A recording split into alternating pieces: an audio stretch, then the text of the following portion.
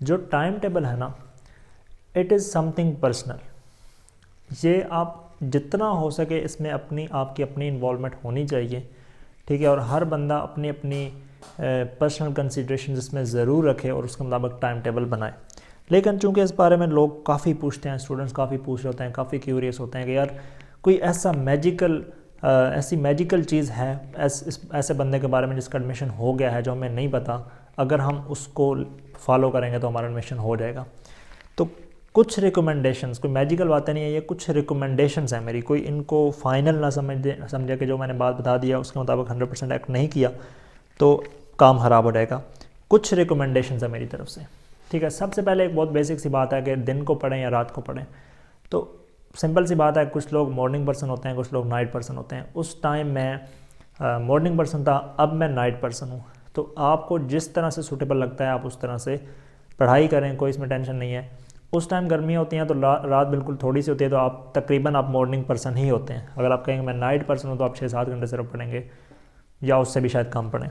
तो आपको दोनों पर्सन होना पड़ेगा उस टाइम पे, ठीक है। फिर अगेन पूछा जाता है कि कितने घंटे दिन में पढ़ा जाए, ठीक है। ये थोड़ा सा ट्रिवियल सा क्वेश्चन है, इतना इंपॉर्टेंट नहीं है, लेकिन फिर भी इसको पूछा जा रहा होता है कितने घंटे पढ़ा जाए। इसमें पहली चीज़ ये है कि इतने घंटे पढ़ा जाए कि जिसको आप कंसिस्टेंटली मेंटेन कर पाएँ। अगर आप 16 घंटे पढ़ते हैं लेकिन अगले दिन आप 16 घंटे नहीं पढ़ सकते तो आप इसको ना फॉलो करें, इस रूटीन को, ठीक है। आप इतने घंटे कम अज़ कम पढ़ें, इतना आपका ऑप्टिमम होना चाहिए कि जो आप हर रोज़ पढ़ सकें। अब आप कहेंगे मैं 1 घंटा पढ़ूंगा क्योंकि 1 घंटा मैं हर रोज़ मेंटेन कर पाता हूँ, ऐसे नहीं। मैक्सिमम आवर्स जो आप मेंटेन कर पाएँ, ठीक है, वो आपको रखने चाहिए। लेकिन मैं यहाँ पर आपको ज़रूर बात करूँगा कि it is the most crucial phase of your life. यहाँ पर अपने आप को सीवियरली डैमेज किए बगैर, अपनी हेल्थ को या मेंटल हेल्थ को सीवियरली डैमेज किए बगैर आप जितना पढ़ सकते हैं आप ज़रूर पढ़ें, ठीक है। सीवियरली डैमेज मैंने इसलिए कहा कि अगर सिर्फ थोड़ा सा सर को दर्द हुआ या आंखों का दर्द हुआ तो ये नहीं कि आप कहें कि भाई अब तो मेरी हेल्थ इफेक्ट हो रही है अब मैं पढ़ूंगा नहीं, ठीक है। थोड़ी बहुत आंखों का दर्द होगी, सर को दर्द होगी, बंदा अच्छा नहीं फील करता, लेकिन जितना हो सके आप पढ़ें। कोई मैजिकल नंबर नहीं है कि उतने घंटे पढ़ें, उससे कम पढ़ेंगे तो नहीं होगा, इस तरह कोई सीन नहीं है। और ये भी होता है कुछ लोग ज़्यादा कंसंट्रेशन से पढ़ते हैं, कुछ लोग ज़्यादा टेंशन से पढ़ते हैं, कुछ लोगों का एनवायरनमेंट बहुत पीसफुल सा होता है जिसमें वो ज़्यादा अच्छी तरह रिटेन कर पाते हैं चीज़ों को, और कुछ लोग शोर शराबे में पढ़ रहे होते हैं तो फिर ज़्यादा देर वो बैठते हैं और कम उनके पास चीज़ें रिटेन होती हैं।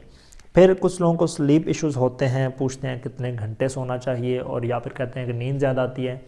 कितने घंटे, तो सिंपल सीन है कि 6-7 घंटे 8 घंटे ज़रूर आपको सोना चाहिए, ठीक है। इससे ज़्यादा नहीं, इससे कम भी नहीं। कुछ लोग 4-5 घंटे पे आ जाते हैं, इससे फ़ायदा नहीं होता, उल्टा नुकसान होता है कि उनकी कंसंट्रेशन, दिन में उनको नींद ही आती रहती है और वो हर वक्त इस चीज़ पर ही फोकस होता है कि अपने आप को सोने नहीं देना, ठीक है। वो स्टडी पर खाक फोकस कर पाएंगे।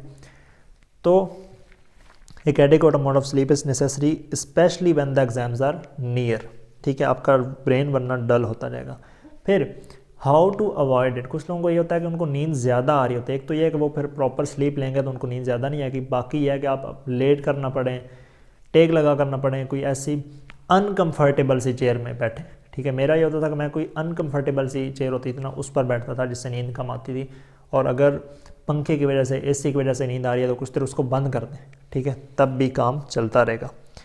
फिर एक और चीज़ है कि study in breaks which is called the pomodoro technique, scientifically इसको कहते हैं द पोमोडोरो टेक्निक, कि ब्रेक्स में पढ़ें। अब ये भी एक साइंटिफिकली प्रूव्ड चीज़ है कि अगर आप ब्रेक्स के साथ पढ़ेंगे तो आपकी एफिशिएंसी ज़्यादा होगी, आप ज़्यादा रिटेन कर पाएंगे, ज़्यादा देर तक पढ़ सकेंगे। कुछ लोगों को ये होता है कि वो ज़्यादा देर पढ़ना चाह रहे होते हैं, उनको होता है कि वो 4-5 घंटे स्ट्रेट पढ़ें, ठीक है, हम बीच में ब्रेक्स नहीं लेंगे। अब ब्रेक्स होती है ना वो आपके लिए फ़ायदेमंद होती हैं, वरना ये होता है कि आप 1-2 घंटे पढ़ने के बाद सिर्फ बैठे ही रहते हैं, अपने माइंड को सेटिस्फाई कर रहे होते हैं कि नहीं मैं उठा तो नहीं हूँ, लेकिन आप पढ़ नहीं रहते, आपकी एफिशिएंसी बहुत नीचे जा चुकी होती है। तो 1 घंटे के बाद 10-15 मिनट ब्रेक लें। ब्रेक्स आपकी हेल्दी होनी चाहिए, ये नहीं कि आप ब्रेक्स में कोई ऐसे काम करने लग जाएंगे फिर स्टडी की तरफ वापस आना ही मुश्किल हो जाए। ब्रेक्स हेल्दी होनी चाहिए, पीसफुल होनी चाहिए, जो आपको री एनर्जाइज करें, बजाय कि आप ये है कि बाहर जाकर अपने बहन भाई के साथ लड़ना शुरू कर दें, जो आपकी एनर्जी को बहुत ज़्यादा ड्रेन करेंगी। एक और क्वेश्चन है कि how many subjects to study per day, एक सब्जेक्ट, 2 सब्जेक्ट, 3 सब्जेक्ट। इसमें ये थोड़ी सी पर्सनल रिकमेंडेशन भी है और थोड़ा सा साइकोलॉजिकल भी कोई चीज़ इसमें है कि अगर आप एक सब्जेक्ट या जितने कम से कम टास्क आप एक दिन में करते हैं ना उतना ज़्यादा अच्छा है, ठीक है। ज़्यादा subjects there is something with subject switching, there is something with task switching, ठीक है, दैट ड्रेन्स योर एनर्जी, कि आप जब टास्क स्विच करते हैं ना आपकी एनर्जी ड्रेन होती है, ठीक है, आप बहुत ज़्यादा इस पर फोकस, आपका वो अटेंशन आपकी लूज़ होती है। तो कोशिश करेंगे एक दिन में एक सब्जेक्ट ही करें, एक नहीं तो दो सही, ठीक है। हाँ, इनकेस कि आप एक सब्जेक्ट कर रहे हैं लेकिन आप बहुत बोर हो चुके हैं सब्जेक्ट से, तो फिर आप दूसरा सब्जेक्ट ले लें। अदरवाइज़ कोशिश करें कम से कम सब्जेक्ट हो। अगर आप 4 सब्जेक्ट लेंगे तो आप अब आपका फ्लो बनने ही वाला होगा, आप दूसरे सब्जेक्ट पर स्विच कर जाएंगे, ठीक है। लेकिन अगेन कुछ ना कुछ आपकी पर्सनल जो है ना कंसिडरेशंस भी होनी चाहिए इसमें, ठीक है। There is something that I want to tell you, that don't be too strict in your time table. Time table बहुत स्ट्रिक्ट नहीं होना चाहिए। स्ट्रिक्ट से क्या मुराद है, कुछ लोगों का मैंने टाइम टेबल देखा है वो बहुत स्ट्रिक्ट होता है। अगर मैं थोड़ी सी एग्जैगरेशन करके बताऊँ तो इस तरह होता है कि 5:10 पे मैं यहाँ से उठूँगा, 5:12 मैं वहाँ तक पहुँचूँगा, 5:13 पे मैं पानी पीऊँगा और 5:14 पे मैं वापस आ जाऊँगा। अब इतना स्ट्रिक्ट, एक मुबालगा कर रहा हूँ, ठीक है, कि बहुत डिटेल होती है उसमें, बहुत स्ट्रिक्ट टाइम टेबल होता है, बहुत ज़्यादा चीज़ें होती हैं, बहुत ज़्यादा टास्क होते हैं उसमें। ऐसा टाइम टेबल फॉलो करना मुश्किल होता है, फॉलो नहीं होगा तो आप डिसअपॉइंट हो जाएंगे, ठीक है। और यहाँ पर एक और वैसे बात बता दूँ कि हमेशा ज़रूरी नहीं है कि 100% परफेक्टली आप टाइम टेबल फॉलो कर पा रहे हो सकता है कभी कभी आपसे टाइम टेबल फॉलो ना हो, एक आध दिन, 10 दिनों बाद, 12 दिन बाद आपका टाइम टेबल थोड़ा सा ऊपर नीचे हो जाए, दैट्स अगेन ओके। इसके ऊपर आप अपने आप को बीट अप करना शुरू ना कर दें, ठीक है। अजीब नैरेटिव्स क्रिएट ना करें कि यार मैं तो कुछ कर नहीं सकता, मैं तो पढ़ नहीं रहा, मैं तो बड़ा बेकार हूँ, टाइम वेस्ट कर रहा हूँ वगैरह वगैरह। कोई भी बंदा शायद ही परफेक्टली फर्स्ट डे से लेकर एंड तक अपना टाइम टेबल फॉलो कर सके। थोड़ा सा अपने आप को रिलैक्स करें, ठीक है। उसके बाद कुछ चीज़ें अपने टाइम में ज़रूर इंक्लूड करें, कुछ चीज़ें आप बिल्कुल इंक्लूड ना करें, ठीक है। अच्छा, जो चीज़ें आप इंक्लूड करें वो यही हैं कि आप नमाज़ पढ़ें, ठीक है, जुम्मा का दिन है, जुम्मा जाके पढ़ें जो लड़के हैं।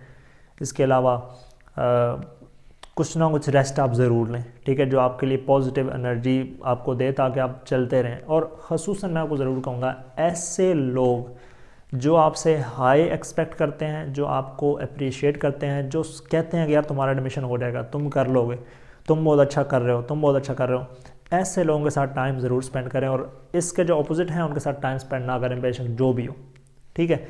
ऐसे लोगों के साथ अगर आप बैठेंगे ना जो आपको अप्रिशिएट करते हैं और आपसे हाई एक्सपेक्ट करते हैं, तो इस साइकोलॉजिकली आपके अंदर एक मैकेनिज़्म, आपको ऐसे इनकी ड्राइव मिलेगी कि आप उनकी एक्सपेक्टेशंस के मुताबिक काम करना शुरू कर देते हैं, ठीक है।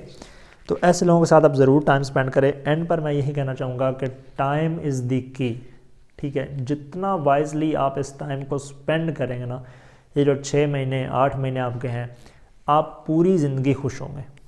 मैं आपको पर्सनली बताऊं, अगरचे MBBS के अब वो उस तरह से शशके नहीं हैं, ठीक है, उस तरह से चीज़ें आसान नहीं हैं, लेकिन फिर मैं ख़ुद को बहुत सेफ़ फील करता हूँ, बहुत स्टेबल फील करता हूँ कि MBBS इज़, अगर आप गवर्नमेंट मेडिकल कॉलेज में हैं तो आप काफ़ी ज़्यादा मतलब फ़ायदे में हैं। इतना तो है ही है कि आप मेजॉरिटी से आप ज़्यादा फ़ायदे में, ठीक है, जो मेजॉरिटी आवाम है उससे आप ज़्यादा फ़ायदे में हैं। इवन अगर हम कहें कि सॉफ्टवेयर इंजीनियरिंग, फ्रीलांसिंग, ये फील्ड्स कुछ अच्छी हैं, लेकिन एक मेडिकल स्टूडेंट भी जब वो MBBS में आ गया उसके बाद भी ये काम कर सकता है, ठीक है, उसके लिए ये ऑप्शन भी है। तो मेडिकल स्टूडेंट्स जो है ना उनके पास ऑप्शंस बहुत ज़्यादा होते हैं, ठीक है, अपनी फील्ड में भी, और अगर वो फ्रीलांसिंग इस तरह की चीज़ें भी करना चाहें तब भी वो कर सकते हैं।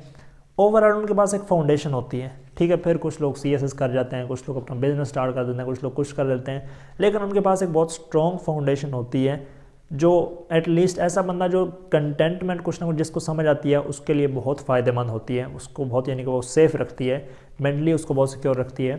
तो मैं आपको ज़रूर कहूँगा कि ये 6, 8, 10 महीने जितने भी हैं आप इनको ज़रूर वाइजली इन्वेस्ट करें और पूरी ज़िंदगी आप अपना शुक्रिया अदा करेंगे कि आपने ये टाइम वाइजली इन्वेस्ट किया।